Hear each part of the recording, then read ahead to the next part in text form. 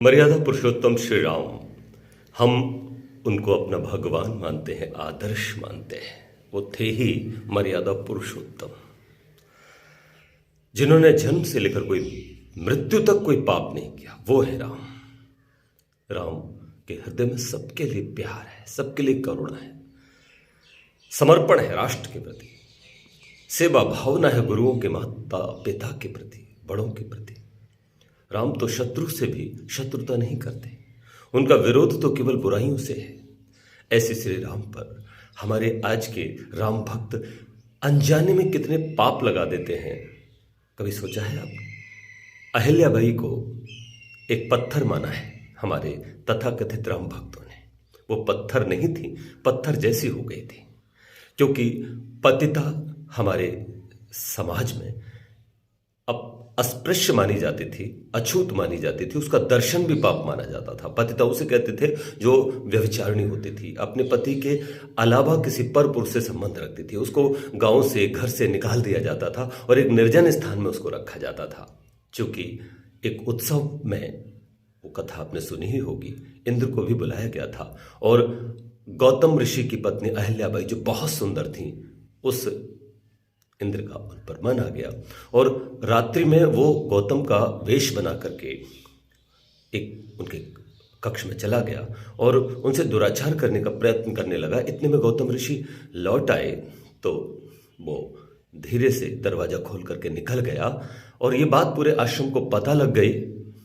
उन्होंने बहुत कहा, मैं पतिता नहीं हूं, ये व्यक्ति आपका रूप बना करके आया और मुझसे कुचेष्टा करने की कोशिश कर रहा था। मैंने इसका आग्रह स्वीकार नहीं किया, किंतु अनजाने में ही सही मुझसे अगर ये पाप हुआ है तो मैं इसके लिए क्षमा प्रार्थी हूँ। गौतम ने कहा कि तुम पापनी नहीं हो, क्योंकि तुमने जान करके कुछ नहीं किया है, तुम्हारे साथ जो भी हुआ अनजाने में हुआ। लेकिन आश्रम के लोग एकदम भड़क गए और उन्होंने कहा, ये पतिता है, इसको आश्रम में नहीं रहने दिया जाएगा। गौतम, या तो तुम इसको छोड़ो या तुम्हें आश्रम में रहना होगा। एक बहुत बड़ा महाविद्यालय चलता था, उसके वो आचार्य थे। आश्रम में बहुत सारे विद्यार्थियों को शिक्षा दी जाती थी और जब उनको कहा कि या तो तुम अहिल्या को अपनाओ या फिर तुम आश्रम को छोड़ो, तो उन्होंने अहिल्या को छोड़ दिया और इस तरह से वो सारा आश्रम खाली करके वो ऋषि लोग, वो शिक्षक लोग, वो आचार्य लोग वहां से चले गए। अन्यत्र उन्होंने अपना आश्रम बनाया और वो स्थान एकदम सूना हो गया, निर्जन हो गया। और ऐसे में वो उसमें अकेले ही वृक्षों पर कंद फूल लगे होते थे, उनको खा लेती थी। या फिर हमारे यहाँ पतिता को भी भाग निकालने का विधान है वल्वैश्य देव यज्ञ में।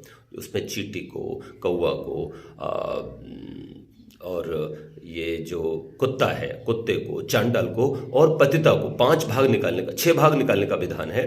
तो उसमें पाप रोगी को भी है। तो यहाँ पर ये पतिता थी और इनको भी कोई दे जाता होगा भोजन, उस तरह से ये अपना जीवन काट रही थी। लेकिन इनको गांव बस्ती में निकलने का अधिकार नहीं था। एक बार अहिल्याबाई को बहुत बीमार हो गई, बहुत तेज ज्वर था, तो उन्होंने 1-2-3 दिन तक प्रतीक्षा की। जब नहीं उतरा तो सोचा कि औषधि ले आऊं, और वो जब नगर की ओर निकली तो लोगों ने उन पर पत्थर फेंके, तो बेचारी घायल हो गई और लौट करके आश्रम में ही आ गई, पड़ रही।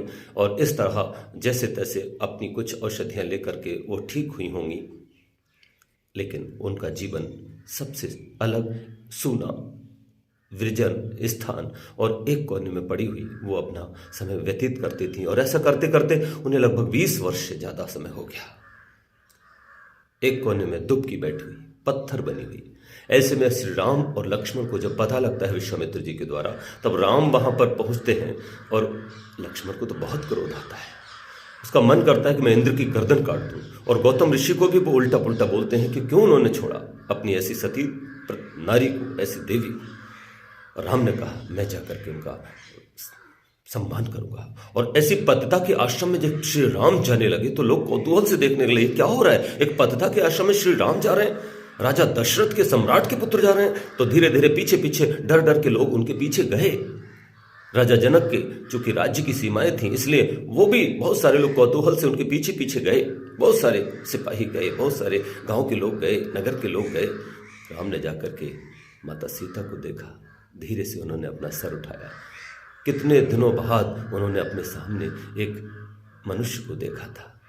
आंखें खोल करके देखा, ये तो लग रहा है कोई साक्षात भगवान आ गया है। ऐसी सुंदर मूर्ति, ऐसा सुंदर उनका देह उन्होंने हाथ जोड़ा और हाथ जोड़ करके उनके पांव छुए और कहा, माते, हम सबसे भूल हुई है, हम उस भूल को सुधारने आए। हम आज से आपका जो स्थान था वो आपको दिलाने आए। और जब उन्होंने ये सत्कार किया तो मानो अहिल्याबाई पत्थर से एकदम जीवंत होकर के ऊपर उठ गई, स्वर्ग को चली गई, अर्थात परम सुख को प्राप्त हुई। क्योंकि उसी समय गौतम ऋषि ने आकर के उन्हें अपने पत्नी स्वीकार किया और समाज ने भी उनको स्वीकार किया, उनका बेटा भी उनको मिला और इस तरह से उनका उद्धार श्री राम ने किया। ये ऐसे थे मेरे राम, मत उनको पांव से छू करके पत्थर को उन्होंने तार दिया। ये मिथ्या धारणा है, ये गलत है, इसमें सुधार करना चाहिए। क्योंकि मेरे राम ने तो गाय को भी पांव से नहीं मारा। यदि राम को ये पता था कि ये एक जो पत्थर है, मान लेते हम कि वो पत्थर ही हो गई, सच का पत्थर हो गई, तब भी उनको ये तो पता था ना कि अहिल्याबाई है, ये एक माता है, ये एक नारी है, और वो माता को कभी पांव से नहीं मार सकती।